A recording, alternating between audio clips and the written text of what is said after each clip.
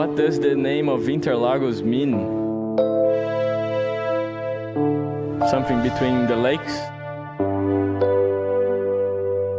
In my opinion, this is one of the greatest circuits of all time, and I think many fans will agree with me. There's nothing quite like this place, and it has been home to some truly incredible Formula 1 races throughout the years. The Autódromo José Carlos Paz is located in Sao Paulo, Brazil. The circuit is named after former Brazilian Formula 1 driver Carlos Paz, who tragically died in a plane crash in 1975. Carlos won his only Formula 1 race at this circuit, and so it was renamed in his honor. What is it about this track? Why is it so loved by Formula 1 fans? This racetrack is often looked at as one of the last remaining old school circuits on the calendar. The track was built in the 1940s, and though it has had to evolve over time for safety reasons and to stay somewhat modern, it hasn't totally lost its identity. Let's go for a lap of this place, and I'll talk to you about some of the most famous sections at Interlagos. First, we arrive at turn 1 and 2, the Senna S, a great overtaking opportunity with substantial elevation change. Turn 3 is met with high speed, and this corner would become infamous in 2003, with more DNFs than I've had hot meals in my life. Next, we find ourselves at the Reta Oposta, meaning opposite straight. A great opportunity to find a slipstream and open up your DRS and make a move into turn 4 and 5. Next, we have a narrow but fast run up to 6, 7 and 8. Very satisfying flowing corners, which are also incredibly fun in the Formula 1 games. You can really throw your car into these corners, and it makes for some incredible onboard viewing.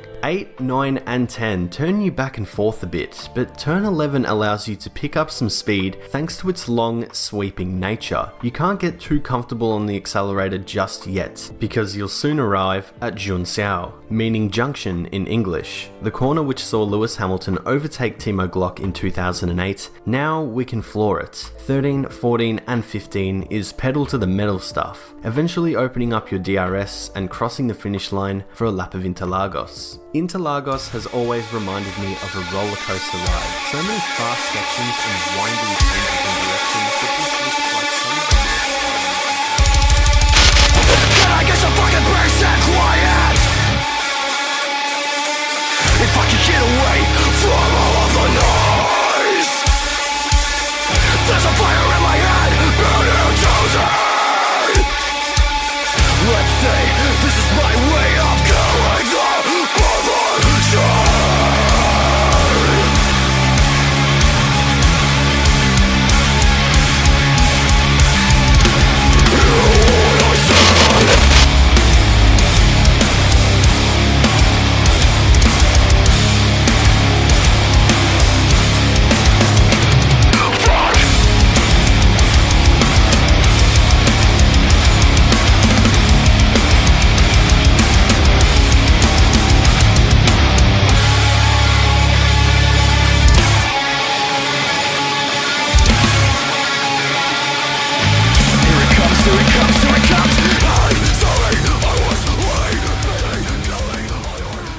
Hey, what's up everybody at Plus Parquet?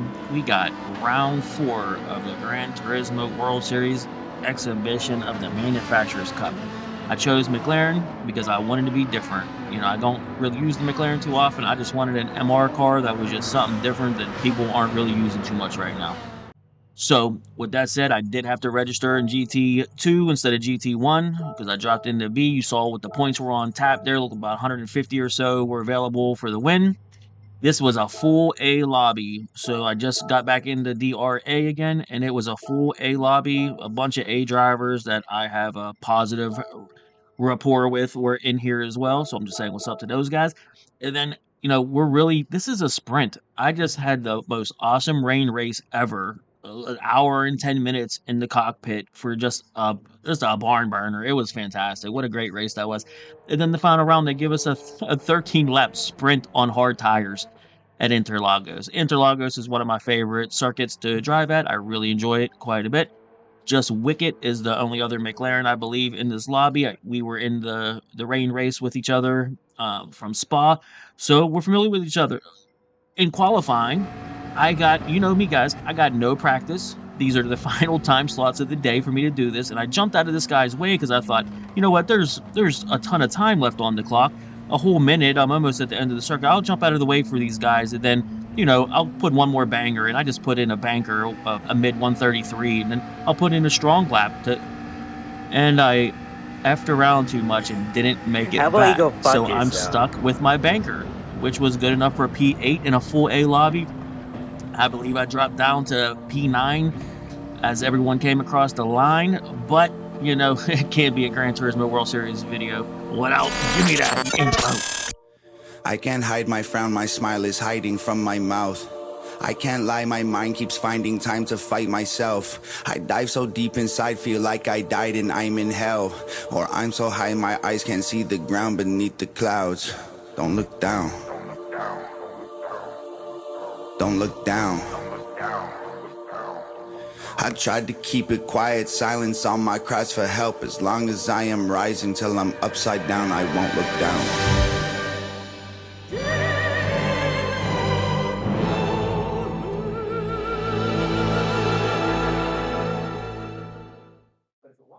All right, guys.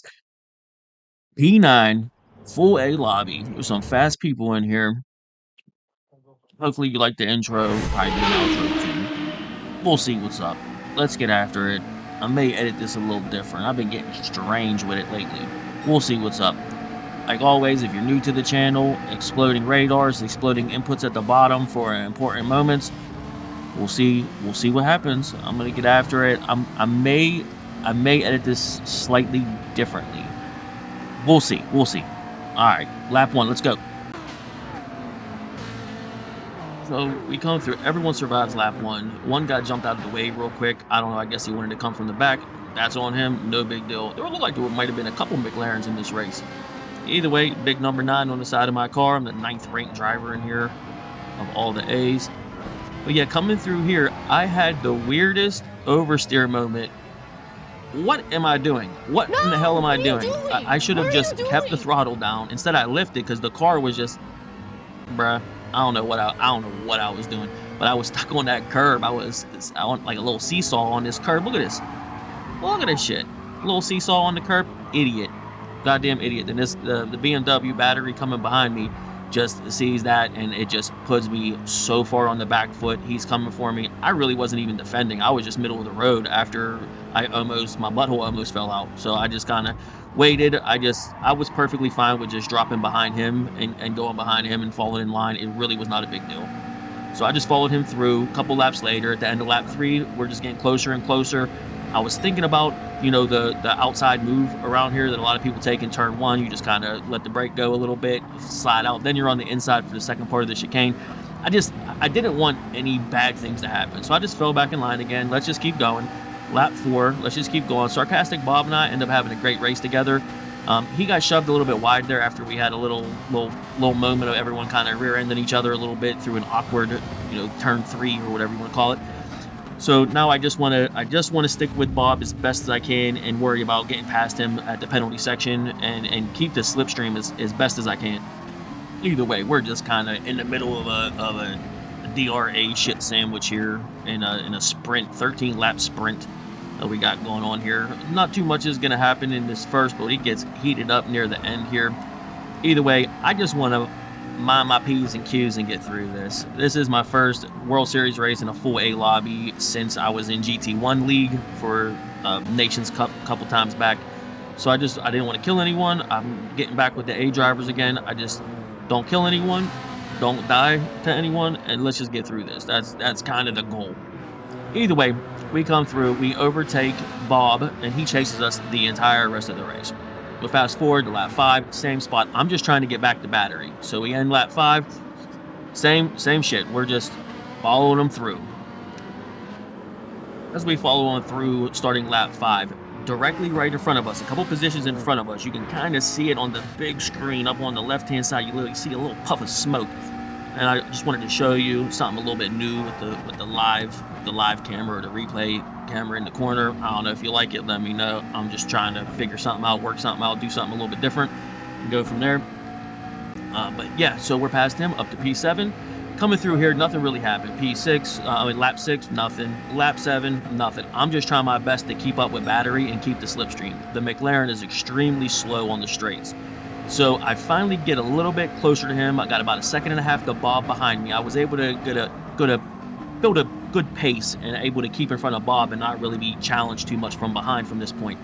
But I want to try to get past these guys. I want to try to get on the podium. I know Taunter. I know a couple of these guys. I know they're not dirty. So if I catch them, I know we should be good to have a good race and have a good time here. So lap 9, same old shit, man. Just following this through, popping some purple sectors as we drop fuel, just getting closer and closer to the front. The leader, I believe, is somewhere around 7 or 8 seconds in front of us at this point. So, I mean, even a win is on the table. It's just, you know, can you get through it and not get through this traffic and not have any issues? There's no pit face, so there's no strategy. Again, little replay camera right in front of us, right around the corner where you can't see. That was not the best move in the world that guy did. I don't know. I believe he should have held up and gave him the position back. But, you know, it's World Series. People are people, and they're going to do what they do. That's like the second time that I gave Battery a little bit of a bump from behind. I just wanted to back off there and make sure he keeps the position and make sure he knows that I'm not trying to push and pass you, dude. It's not that big of a deal. But they keep fighting in front of us. So I just knew as long as they keep on fighting, I'm going to keep having a slipstream because my McLaren suffers so badly on this straightaway. Like, you'll even see I have an amazing run on this guy, and I still can't get past him because the McLaren is so slow on the goddamn straights. Holy shit. But either way, we finish this up starting lap 10. It's starting to heat up a little bit. Now Bob is back in the mix. These guys pushed me back into Bob. You guys saw I had about 1.5 seconds on Bob, almost 2 seconds on Bob. Now I have to defend on Bob, and he's throwing it around the outside, the move that I just talked about attempting a second ago. Now, whenever he did this and came, did you see that arrow go flying through on the radar? I'll show you in a second. Anyway, so I was going to pull a Max Verstappen no matter what, but he did back out of it. Now, live, I thought maybe I turned into him, or I didn't know. It didn't feel great. And I was just like, you know what, that's not exactly where I wanted to put my cart. We'll talk about that a little bit later. I'll show you the replay real quick, just to take a look back at my McLaren dying on this straightaway. Jeez, this Lord help me. Look at this thing. It just does not have the power to get through this. It just does not. Versus those BMWs, there's just nothing I can do. They just drive away from me. Either way, we came through here beautifully 2x2. I mean, it was just a beautiful sight to see. Good driving up front, good driving from us, just trying to survive. Again, I still felt like I may have turned across him a little bit, but, you know, looking back at the replays, I did absolutely nothing wrong. This was the arrow that came flying by. Homie really wanted to kill us. We had nothing to do with this guy, and look at him try to murder a 2x2 4-pack. What in the hell? What is his problem? Anyway, go back, lap 10. Let's get it. P6. Bob is in my butthole. I got these two guys fighting in front of me, and shit is heating up. Either way, Bob gotta just try to get around me as best he can. It's a view from Bob's angle. I'm defending for my life at this point. It's too late in the race. The sprint is just, I don't know. I'm even at the point where I'm like, dude, I shouldn't even be having to defend right now. I had Bob. Bob was behind me almost 2 seconds. But these guys fighting in front of me, pushed me back into them. Hey, that's just racing. It just is what it is. That's the beauty of racing, guys. It's a back and forth. It ebb and flows. It is what it is. Either way, it looks like he's a controller player with him flicking his high beams through all the turns, which is totally fine. Some people are really good on controller. Got Max Power is one of them, man. He is a boss on that controller. Either way, the Ferrari just follows me through. We're two peas in a pod, two little slow MR cars on the straightaway. Ferrari has a little bit more get up and go than the McLaren. But either way, we're still just a couple little slow cars on the straightaway. Starting lap 11, defending again. This time, Bob kind of learned his lesson and kind of knew this guy's gonna elbow me if I try to go around the outside here, which, you know, it's my corner. I'm ahead of him. He's the one lurching in on his brakes. I know we're not on F1 rules. Either way, I try not to turn across people and forget that it's not F1, but it's just, you know, one of those things where I'm just like, this is my corner. Just fucking back. Anyway, he was all good. We were all good, man. It was a good race. A little replay in the top right-hand corner for you of us coming through there. Side by side. Either way, we carry on. Lap 11. This race was just heating up, dude. It was just a lot of defending, a lot of attacking. I just wish I could have got in front of these BMWs. If I could have got in front of these BMWs and dictated what they were going to do, it maybe would have been a little bit of a different situation for me. Dropping me back into Bob was really smart by them. I know they didn't really mean it because they're too involved with each other at this point. But either way, we're finishing lap 11. We're about to come through for to start the penultimate lap.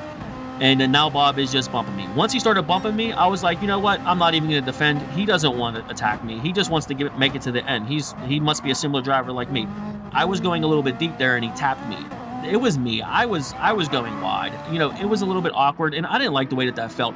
And to be honest, even though I'm the lead driver and he's following me and he needs to not bump me, even though I went a little bit wide and you bumped me. It still kind of felt like it was on me. And I do this too much all the time, where I just kind of worry that I'm doing something wrong, and I don't want to like do something that's like not sportsmanlike, and I don't want to do something that doesn't have good etiquette, or I just don't want to hold a position. And you know, I know my job is to make it hard for you to go around me. That's the whole point. If I'm the lead driver, I'm trying to force you to go around me as best I can without being dirty. Either way, I didn't defend through the infield section here, through this center S section, because he just was showing me that he just wanted to work with me. I thought, hey, we got a chance to even catch up with these BMWs. But if you look in the background, Bob and I fighting has invited 2 more cars to come into the mix, unfortunately. So now we got the BMWs we're chasing, and then we have each other to contend with, and now Bob has 2 cars on his rear end that are trying to attack him as well. So it's kicking off. We're about to go through the final straightaway before we start this final lap, and everyone is in each other's buttholes. I mean, it's a rough situation, man. It just let's see how. Let's see. He's bumping me through. Everything was all good. You know, luckily he peels off. He lifted a couple times to allow me. I had to defend. I didn't have a choice but to defend there. I wasn't gonna, on the last lap, allow him to jump down there. Again, I didn't like my car placement. Watching it back, it was perfect. It was just like, you know, I didn't do anything wrong, dude. Everything was perfectly fine. But you know me, I'm in my head. I'm constantly thinking. I'm going full defensive here to let him know I'm not gonna allow it. At this point, even though I feel like I may have not been a perfect driver. You know, who is a perfect driver, guys? I mean, tell me in the comments. I mean, you already see what I'm doing here. I mean, I'm trying my best. I'm not trying to put myself in a position to, you know, be dirty or anything like that. But watching it back, I don't know. We'll see. You'll see what I mean. You'll see what I mean. Real quick, even though these guys are in our buttonhole, all of a sudden they fell off, and I was like, "Where did those guys go?" I heard a bunch of tires squealing behind me. What the hell was that? We'll check that in a minute. Anyway, Bob is still inside of me, but we dropped the 2 guys behind us through the infield S section. I don't know how, but we did. Coming through, if you guys remember the race I had a couple weeks ago where I allowed myself to be passed by 5 thousandths of a second over the line because I got the last turn wrong, I didn't repeat that mistake. I just hit my marks, didn't defend, and thought, you know what, you're just going to have to chase me in the Ferrari. But you know me, in my head, I started thinking, you know what, I don't like the way that my car felt at the end there. So I hit him with the turn signal. I didn't like the position I put my car in. And I felt like maybe I was doing something I shouldn't have done. And I just got inside my head. I gave him the position. I just thought, you know what, Bob, you're a real nice guy. You didn't want to be mean. You didn't want to blast me off. I didn't want to blast you off. It's not that serious, dude. You can have the position. And in the end, he was like, nah, dude, it was all good, man. It was good fun. No, there was no problem at all. That's just me being in my head, dude. I'm just like that. But this is what happened behind us. Look at that. What, dude, in F2 racing? Bruh, what was that? That was dirty as hell. Holy shit. I don't know how that was not intentional. Either way, guys, it was just a really good race, man. I'm just gonna let some highlights play in the background before I hit you with the outro. Just thoughts on it. I don't know. You guys can watch the race back and take a look. Tell me in those last 3 or 4 laps. Clearly, I've already watched it back and I've made my decision that there is a 0% chance I should have gave him a position over the line. Anyone that watches that is going to think that I should not have done that. But during the race, I gotta tell you, during the race, it didn't feel great. I went deep at least twice when I wasn't trying to go deep. You know what I mean? You sim racers out there, you know how it feels. You know what it feels like whenever you're trying to put your car in a very specific spot because of your defending, attacking, whatever it is, and you go deep, or you run a little shallow and go, you know, cut the track and get a little half second, whatever it is. You know whether you did what you were intending to do or not. And 2 or 3 times that I was defending him during those final laps, I didn't quite do exactly what I wanted to do, what I set out to do. And the car was put in a place that I didn't like. And we did have very, very minor contact. With that very, very minor contact, I felt like it wasn't that big of a deal. It's not that serious. It's just a game. And I was okay with P7 or whatever. I did enough to keep it on the track, and watching it back, and especially seeing him say, "No problem, dude. I had a ton of fun." Watching it back, I did absolutely nothing wrong, and a couple other times I thought I did something wrong. I didn't. See you guys on the next one. All I ever wanted was a black Grand National. Fuck being rational, give them what they asked for. It's not enough. Few solid niggas left, but it's not enough. Few bitches that'll really step, but it's not enough. Say you bigger than myself, but it's not enough.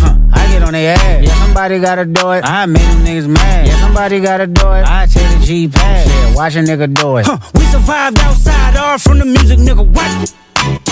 They like, what he on? It's the Alpha and Omega, bitch. Welcome home. This is not a song, this is a revelation, how to get a nigga gone. Teach you a man, baby, I don't understand, baby. Pay your bill and make you feel protected like I can, baby. Teach you something if you need correction, that's the plan, baby. Don't put your life in these weird niggas' hands, baby. Whoa. It's not enough. Niggas acting bad, but somebody gotta do it. Got my foot up on the gas, but somebody gotta do it. Turn this TV off, turn this TV off. Turn this TV off, turn this TV off. Turn this TV off, turn this TV off. Turn this TV off, turn this TV off. Ain't no other king in this rap thing, they siblings. Nothing but my children, one shot, they disappearing. I'm in a city with a flag be getting thrown like it was pass interference. Padlock around the building, crash pulling up an unmarked truck just to play freeze tag. With a bone to pick like it was sea bass. So when I made it out... It's time!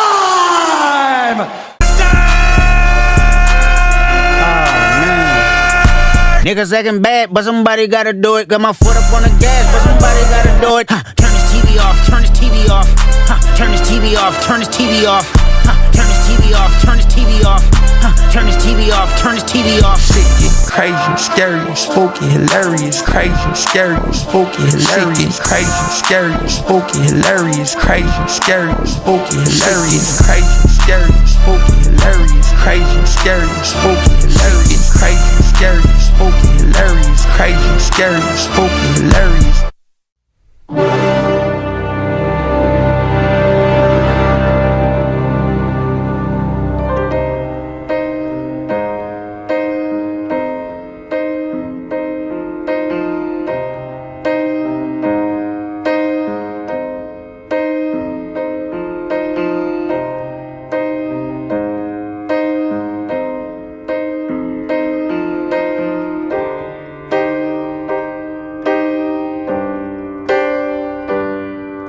This is the end.